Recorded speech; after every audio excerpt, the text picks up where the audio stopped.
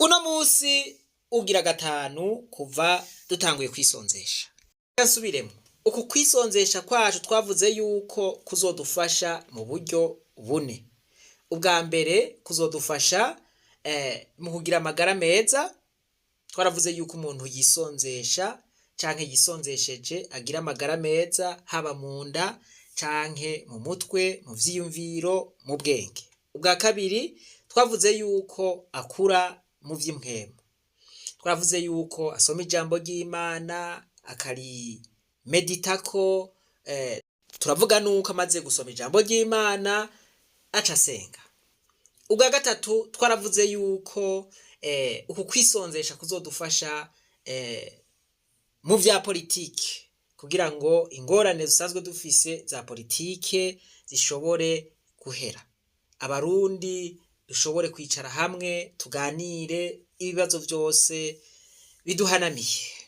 Ubwa kane twaravuze yuko uku kwisonzesha kuzodufasha mu kibano, mu buzima bwacu bwa misi yose, mu gufashanya, urukundo, eka no kwitanaho. Voilà. Urugendo rero ntivyama vyoroha, nico gituma tuza turahana impanuro, cane cane impanuro zihagaze kw'ijambo ry'Imana kugira ngo dushobore kuronka inguvu, kugira ngo dushobore guterana intege, ntihagire uwusigara inyuma. Uno musi nagomba twige kw'ijambo umucokoranyi. Iri jambo ni jambo dushobora gusangamwo amajambo menshi bisangiye insiguro. Ariko reka tubanze dusome muri Zaburi igice ca mbere ku murongo wa mbere. Haravuga ngo hahigwa umuntu atagendera mu nama z'ababi, adahagararana n'abanyavyaha canke adahagarara mu nzira y'abanyavyaha, aticarana n'abacokoranyi. Voilà. Umucokoranyi none mbega harya ameze gute? Mu buzima bwa misi yose, mu buzima tubayemwo hoba harimwo abacokoranyi. Iyo uriko urakora igikorwa, umucokoranyi ameze gute? Womumenya gute? Umucokoranyi ni umuntu mubi cane. Umucokoranyi ni indyarya. Umucokoranyi ni umuhemanyi. Umucokoranyi ni inkozi y'ikibi. Aha ndiko ndavuga amajambo bijana. Umucokoranyi n'umuntu akora kwitama abandi. Gukora kwitama umuntu murumva ico bisigura mu Kirundi. Umucokoranyi akora ico bita gutamba ku muvyimba abantu. Umucokoranyi ni nk'uko atoneka ikiguma cuza yarakomeretse. Ntagukomeretsa ahubwo atoneka ikiguma usanzwe ufise. Kandi murazi yuko gutonekara bibabaza gusumba gukomereka. Mu Congereza Bibiliya ivuga umucokoranyi ko ari escoffer. Ayandi majambo bijana ni Elaya, no kuvuga ngo umubeshi, a hypocrite, indyarya yasaze. Vuge amajambo ari mu muryango umwe no gucokora abantu. Reka ndabivuge mu Gifaransa. Gucokora umuntu ni somoke de, s'amuser de, faire de gorge chaude de, ironiser, kugira gahemo, bivuye mu gahemo, ironie. Mettre en boîte, ya n'umuntu agushira mu gacupa, canke mu kabox, canke mu gakarato. Ridicuriser, ridicuriser n'ukumaramaza. Rire d'eau, umuntu atwenga umuntu. Takine, umuntu agutakina. Muravyumva namwe nyene, ndabuzi ngene ndakivuga mu Kirundi mugabo n'umuntu agukina nk'agapira. Umucokoranyi n'umuntu ari rize, n'umuntu akoresha ubuntu bw'ubunyanga. Gucokora kandi bavyita mu Gifaransa blasphème. Blasphème, gukoresha amajambo atabereye. Chariboter, dedenye, kudedenya umuntu no gusuzugura umuntu. Canke mépriser, dipe, guhenda. Rigorer, umuntu atwenga. Voilà, mana yanje. satiriser, s'afficher, tourner en ridicule, trahir. Oh, umuntu ariko aragucokora, aba ariko araguhemukira, se foutre. Bo, ni vyinshi cyane murambabarira, ariko reka dusome ijambo ry'Imana naryo twumve ingene uwo muntu ameze, twumve n'ukuntu umuntu ashobora kumwirinda canke kumufata. Hanyuma dushe turaba yuko mwene abo bantu bashobora kuba bariho aho turi canke kino gihe bariho. Imigani igice c'icenda guhera ku murongo w'indwi haravuga ngo uhana umucokoranyi aba yikwegera kumaramazwa, kandi uwihaniza umunyakibi aba yikwegera iceyi. Ku murongo w'umunani havuga ngo ntiwihanize umucokoranyi yohava akwanka, wihanize umunyabwenge azogukunda, wigishe umunyabwenge azorushiriza kugira ubwenge, wigishe umugororotsi azokunguka kumenya. Yuko uhana umucokoranyi yitera kumaramazwa. Umugabo Mark Twain aravuga ati ntugaharire n'ikijuju canke umucokoranyi, ngo kuko azogushira hasi utsindishe experience y'ubube gito bwiwe, hanyuma ucumera nkawe. Imigani igice ca 21 kuva ku murongo wa 24 haravuga ngo umwibone yihayagiza, izina ryiwe ni mucokoranyi. Mu yandi majambo, umuntu w'umucokoranyi n'umuntu w'umwibone, n'umuntu agira ubwibone, yishira hejuru, n'umuntu yigamba ibintu, voilà, yigamba ku bandi. Reka turabe ibintu biranga umucokoranyi canke abacokoranyi. Mu gitabo c'imigani igice ca 15 ku murongo w'12 haravuga ngo umucokoranyi ntakunda igihano. No kuvuga ngo ntatanga igihano kandi ntashigikira igihano, nawe ubwiwe ntakunda guhanwa.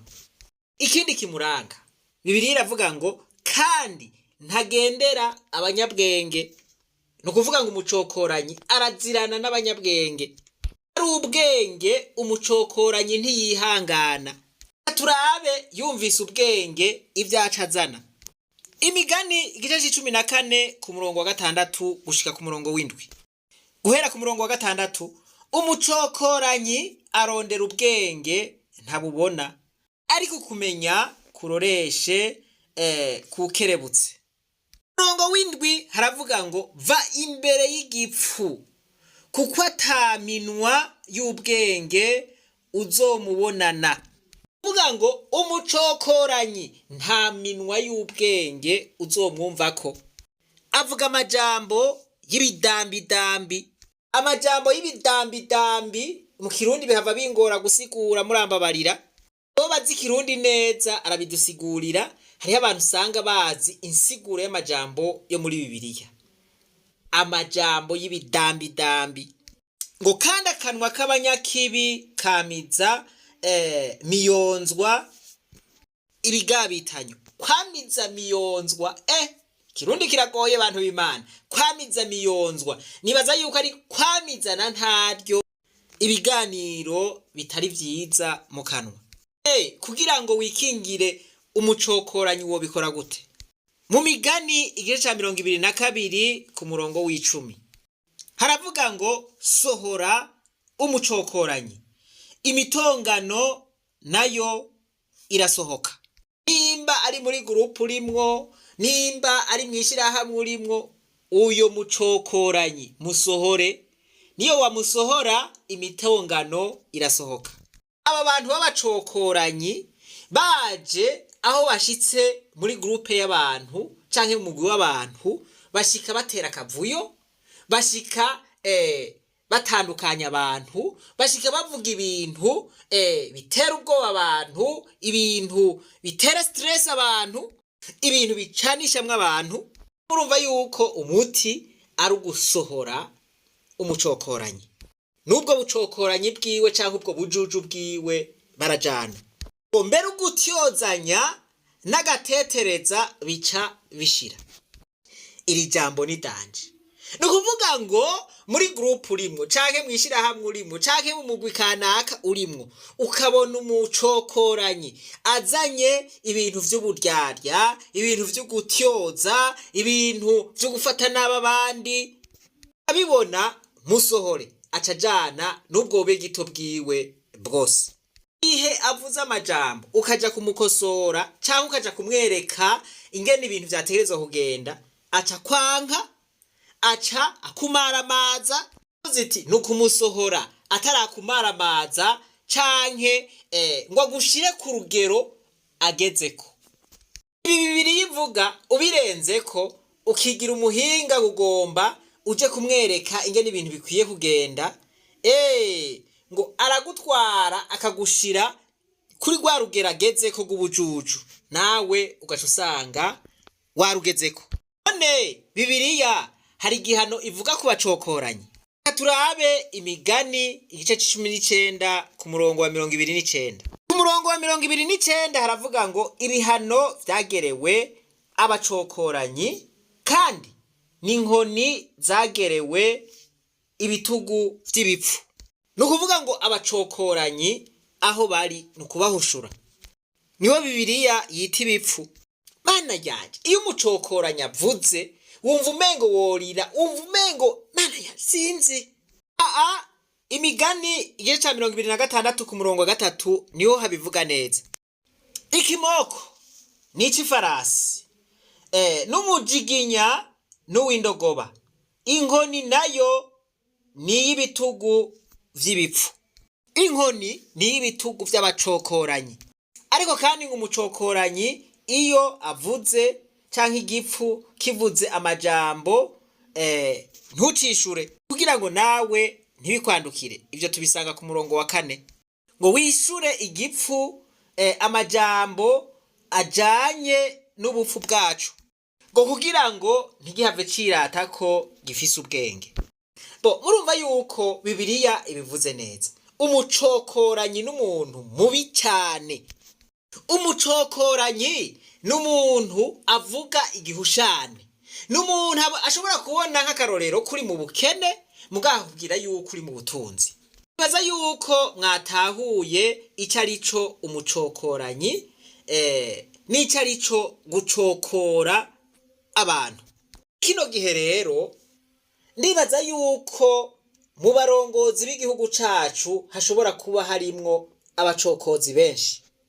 Ntibikenewe yuko nirirwa ndavuga amazina yabo, ariko nimba mwatahuye icigwa mukaba mwama mukwirikirana ibintu n'ibindi bijanye n'abarongozi bacu ivyo bashikiriza ku munsi, muza guca mubona yuko igihugu cacu cuzuyemwo abacokoranyi benshi, aba hipokrite, ababeshi.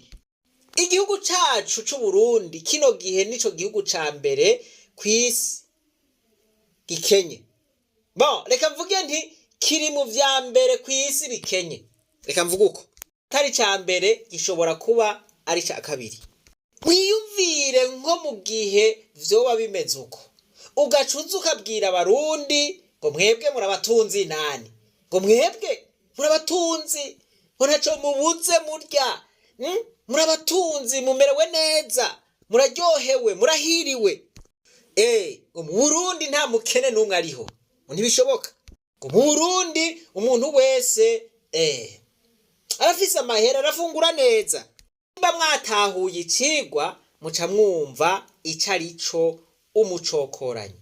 Muca mubona ko ndiko ndabesha canke ndiko ndavuga ukuri, ko mu bategetsi bacu hashobora kuba harimwo abacokoranyi benshi. Abantu bavuga amajambo y'ibidambidambi, abantu badakunda ubwenge, abantu batifuza ko abantu baja hamwe, abantu bakunda imitongano, abantu b'ubwishime, abantu b'ubwibone. Ho twabonye yuko umucokoranyi ari umwibone. Nk'aba rero babacokoranyi, abantu b'ubwibone, ni vyiza yuko bo kwiga guca bugufi, Imana itarabacisha bugufi. reka nsozerere kuri iri jambo bagabo. Imigani igice c'11 ku murongo wa 2 haravuga ngo ubwibone buje, ubucokoranyi buje. Twabonye yuko umwibone arico kimwe n'umucokoranyi. Haravuga ngo ubwibone buje niho haza gutetegwa, ariko ubwenge bubana n'abicisha bugufi.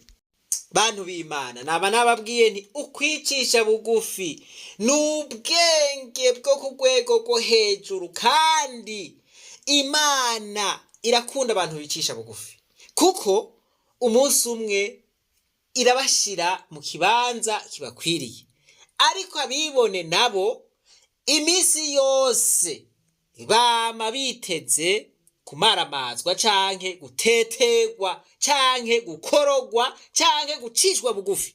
Rero nukuri twisubireko, abarundi tuve mu bucokoranyi, abarundi tuve mu bwibone, tuve mu bwirasi, twemere duce bugufi, tuganire, twicarane ku meza, tuvugane duti bagabo, izi ngorane zose zatugoye, ziriko ziratugora, ziriko ziratunaniza, tuzishire ngaha ku meza, tuzitorere umuti, tuve ngaha tuzitoreye umuti. None uko siko guca bugufi bagabo? Ariko ubwirasi, ubwibone bugira buti jewe ntibikenewe yuko twicarana n'abanaka, jewe ntibikenewe yuko tuvugana niyo mihimbiri, canke ntibikenewe yuko tuvugana n'abo bantu banciyaho. Je ndakomeye, je ndirambo. Iki nico bita ubwirasi, iki nico bita gukomantaza umutima. Voilà. Rero murumva yuko bitarangira neza. Ibi ngo vyama birangizwa no gutetegwa, no kumaramara, no kubura yuca. Reka nsozere, abarundi nukuri muri iyi minsi 40 twashizeho y'ukwisonzesha. Abarundi twige kwicisha bugufi, twige kwicisha bugufi. Uku kwisonzesha twavuze ngo ukwisonzesha mu yandi majambo bisigura guca bugufi. Ugira ufatiro ni rya rindi riri mu ngoma ya 2 igice c'7 ku murongo wa 14 haravuga ngo niyo abantu bitirirwa izina ryanje bicisha bugufi, voilà, bisonzesha, bicisha bugufi, bagasenga barondera mu nyonga hanje, kava mu ngeso zabo mbi, bisigura bakava muri bwa bwiyorobetsi, bakava muri bwa bucokoranyi canke bwa bubegito bwose, bwa bwishime, bwa bwibone n'ibindi. Ngo je uhoraho nzobumva ndi mwijuru, ndababarira ibyaha vyabo kandi ndabakirize n'igihugu. Kumbure turiko turagira ibi vyo kwicisha bugufi canke vyo kwisonzesha, tuboneka nk'ibijuju mu maso y'abantu. Ariko abantu bose bari mu rugendo, reka Imana umunsi umwe iziduhe ivyo tubereye. Uwicisha bugufi Imana iramushira hejuru, nayo wibona, nayo ubwibone umwirasi, umunsi umwe Imana iramucisha bugufi. Tukirize ngaha sinobivuga vyose. Twirinde kuba abacokoranyi, twirinde kuba abibone, twirinde kuba birasi, twige guca bugufi. Imana yo mwijuru nibampezagirire mwese aho muherereye. Reka twibananize kwa rugendo rwacu, urugendo rw'amahoro, maze tugaruze umunezero Satani yatunyaze. Umuntu atarashika mu ishuri ry'abarundi bose turamuhaye kaze. Uno munsi n'umunsi wa 5 aho tugeze hose. Nimba utaratangura kwisonzesha urashobora kuduhamvya ugatangurira aho tugeze. Tuzokwisonzesha iminsi 40, kandi muri iyo minsi 40 turizeye yuko Imana izodukorera igitangaza.